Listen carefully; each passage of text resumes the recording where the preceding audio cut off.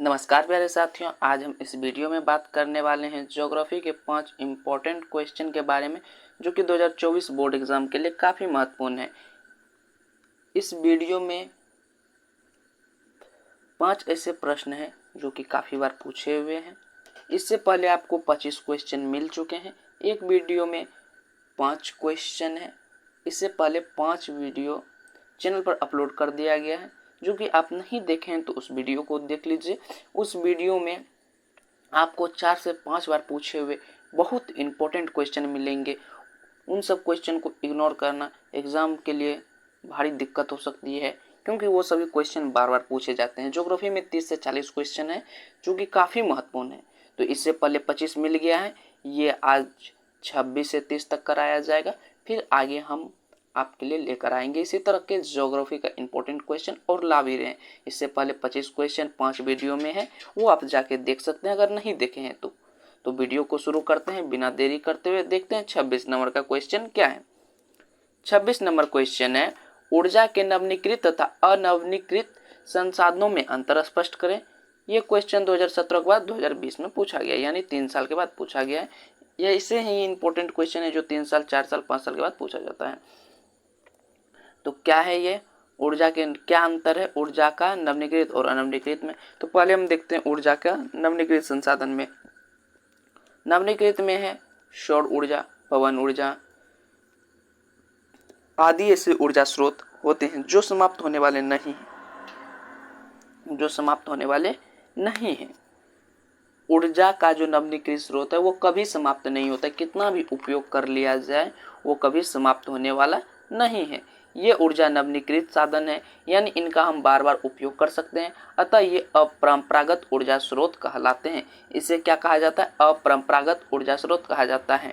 नवीनीकृत वे संसाधन है जो कभी खत्म नहीं होते, कितना भी प्रयोग कर लीजिए वो कभी खत्म नहीं होने वाला है। वह क्या है, नवीनीकृत संसाधन है, ऊर्जा का नवीनीकृत संसाधन है। तो ये आपको समझ में आ गया होगा कि नवीनीकृत संसाधन क्या है, जो बार कितना भी उपयोग कर लिया जाए कभी खत्म होने वाला नहीं है। वो संसाधन आ जाएगा ऊर्जा में। तो उसमें क्या है, सौर ऊर्जा और पवन ऊर्जा है आदि ऐसे ऊर्जा स्रोत हैं जो कभी समाप्त होने वाले नहीं है। तो ये आपको समझ में आ गया होगा।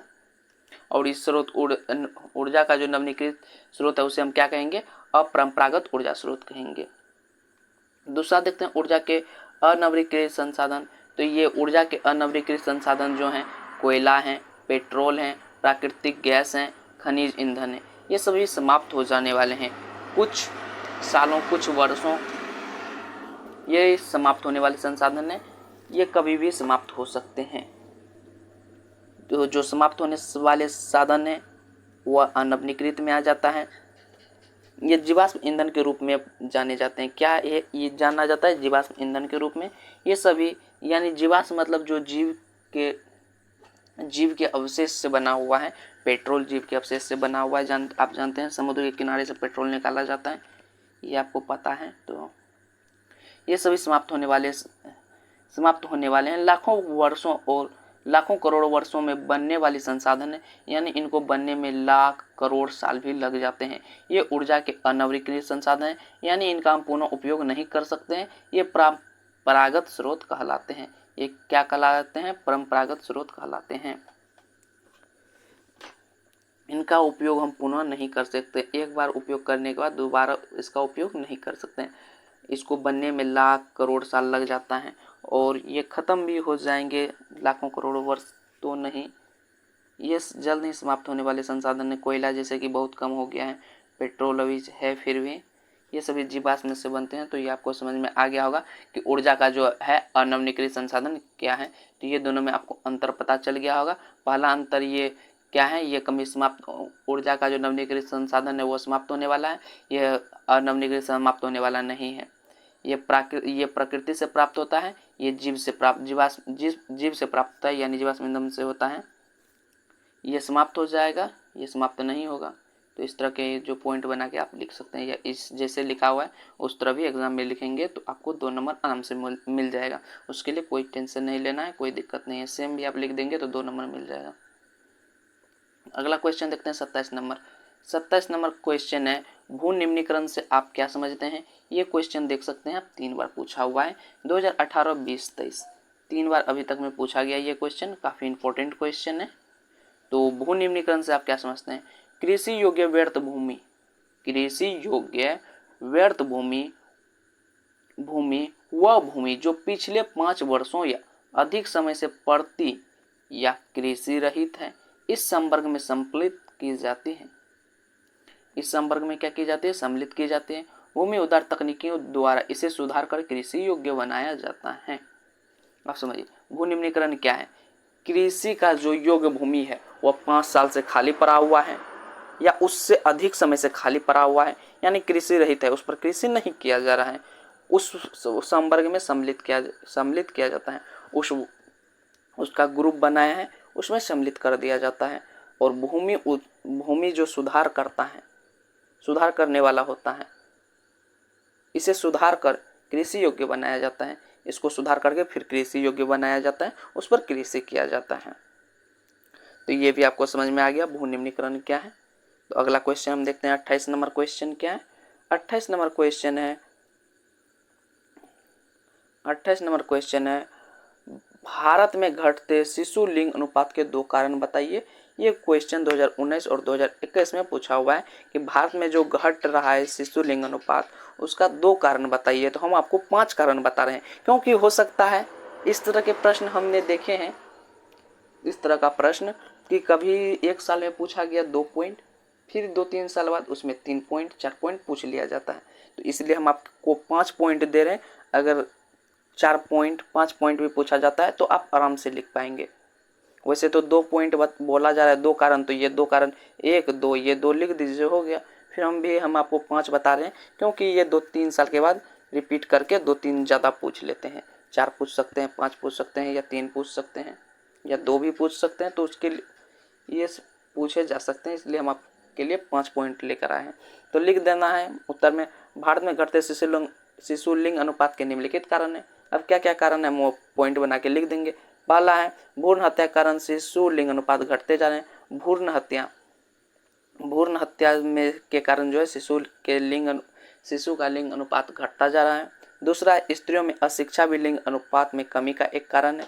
स्त्रियों में अशिक्षा दूसरा कारण है। तीसरा है पुत्र को वरीयता दी जाना, यानी पुत्र को ज़्यादा सम्मान दिया जाना, इसी तरह का समझ ले, ज़्यादा दूल्हा टाइप का किया जाता है। आपको समझ में आ रहा होगा। स्त्री और पुरुष में यानी बेटा बेटी में फर्क करता है, बेटा को ज़्यादा देखा जाता है, बेटी को कम, उसी तरह का भेदभाव किया जाता है, उसी को कहा जाता है पुत्र वरीयता देना। तीसरा है बचपन में बालिका का विवाह कर दिया जाता है, लेकिन ये तो अब कम हो रहा है, ये नहीं के बराबर हो रहा है, ये चौथा कारण। फिर भी आप इसे भी लिख सकते हैं। अब 5वां कारण है स्त्रियों में अशिक्षा भी लिंग अनुपात में कमी का एक कारण है। ये दोनों एक ही हो गया, ये दोनों एक ही हो गया, 2 और 5 एक ही हो गया।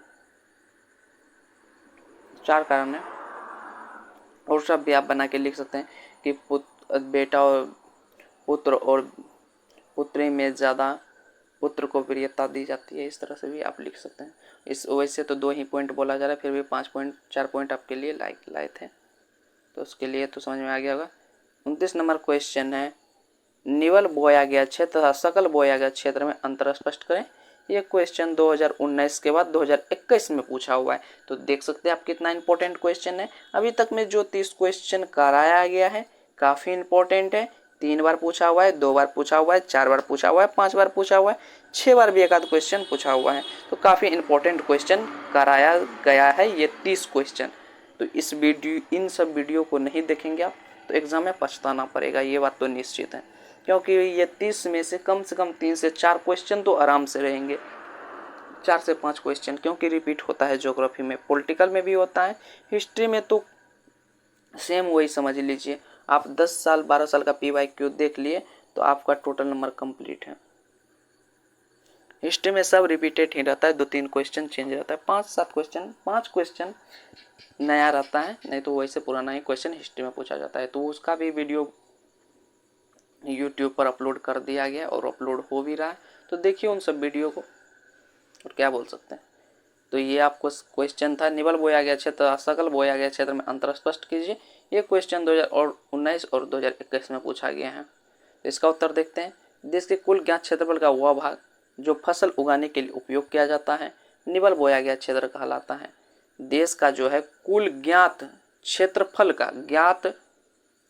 का वह भाग जो है फसल उगाने के लिए उपयोग किया जा रहा है, उसको हमको क्या कर देंगे, निबल बोया गया क्षेत्र कहलाता है। टाइपिंग थोड़ा सा मिस्टेक हो रहा है, उसके लिए हम क्षमा चाहेंगे। शुद्ध बोए गए क्षेत्र में जोड़ा गया वह क्षेत्र जो किसी कृषि वर्ष अवधि में एक से अधिक बार फसल उगाई जाती है सकल बोया गया क्षेत्र कहलाता है। शुद्ध बोए गए क्षेत्र में जोड़ा गया वह क्षेत्र जिसमें कृषि वर्ष अवधि में एक से ज़्यादा फसल उगा लिया तो उसे सकल बोया गया क्षेत्र कहलाता है। तो यह भी आपको समझ में आ गया होगा कि देश में जितना कुल ज्ञात क्षेत्रफल है वह उस पर जो फसल उगाया जाता है उसे निबल बोया गया क्षेत्र कहलाता है। एक शुद्ध बोया गया क्षेत्र में वह क्षेत्र जिसमें एक वर्ष में जो है एक से अधिक फसल उगा लिया जाता है तो उसे सकल बोया गया क्षेत्र कहलाता है। अब देखते हैं हम 30 नंबर क्वेश्चन। ये क्वेश्चन भी 2019 के बाद 2021 में पूछा हुआ है। ये क्वेश्चन तो काफ़ी इंपॉर्टेंट है और आपको पता भी होगा। 2019 और 2021 में पूछा हुआ है। संचार से आप क्या समझते हैं? संचार का मतलब ही है संदेशों का आदान प्रदान। संदेश का आदान प्रदान हुआ तो संचार कहलाया। सीधा एक लाइन में लिखना है, संदेशों का आदान प्रदान संचार कहलाता है। और क्या है इसमें? अब मानव ने अपनी आवश्यकता अनुसार समय समय पर संचार के विभिन्न साधनों का विकास किया। मानव को जब जब लगा आवश्यकता अनुसार जैसे जैसे आवश्यक पड़ा वैसे वैसे संचार के विभिन्न साधन विकसित हो गया। पहले चल रहा था डाक सेवा, फिर आया टेलीग्राम, फिर टेलीफोन, फिर fix radio, cinema, television, internet आदि ये सभी आ गए। तो ये आपको समझ में आ गया संचार क्या है। संदेश का एक जगह से कोई भी घटना होता है तो उसका जैसे मोबाइल पे इंटरनेट के माध्यम से आपको पता चल जाता है कि यहाँ क्या हो रहा है वहाँ क्या हो रहा है, वही सब संचार का माध्यम हुआ, उसी को आप संचार से समझ सकते हैं। तो इस वीडियो में हम आपको 5 इम्पोर्टेंट क्वेश्चन बताएं जो कि आपके लिए काफ़ी इम्पोर्टेंट है। तो 30 क्वेश्चन जो था काफ़ी इम्पोर्टेंट है वो करा दिया गया है। अब जो प्रश्न आएंगे वो एक बार पूछा हुआ आपको मिलेगा, 1 से 2 बार। ये सभी इम्पोर्टेंट प्रश्न अब आपको नहीं मिलेंगे। 30 क्वेश्चन ज्योग्राफी में इम्पोर्टेंट था जो आपको करा दिया गया 30 तक। अब जो प्रश्न आएंगे 1 बार पूछा हुआ, 2 बार पूछा हुआ, 3-4 बार पूछा हुआ नहीं के बराबर मिलेंगे, क्योंकि हम वो सभी क्वेश्चन आपको पहले करा दिए कि आप पहले देख लीजिए, इन सब क्वेश्चन को तैयार कर लीजिए। तो अगर आपको वीडियो अच्छा लगा है, क्वेश्चन समझ में आया है तो लाइक कीजिएगा, सब्सक्राइब कीजिएगा, कमेंट कीजिएगा। अगर कोई डाउट रहता है तो अपने साथियों के साथ भी शेयर कर दीजिए ताकि आर्ट्स की शक्ति को दिखाया जा सके। पावर ऑफ आर्ट्स को सब्सक्राइब कर लीजिए। मिलते हैं अगली वीडियो में इसी तरह की important objective and subjective video के साथ। धन्यवाद प्यारे साथियों, धन्यवाद। मिलते हैं अगली वीडियो में।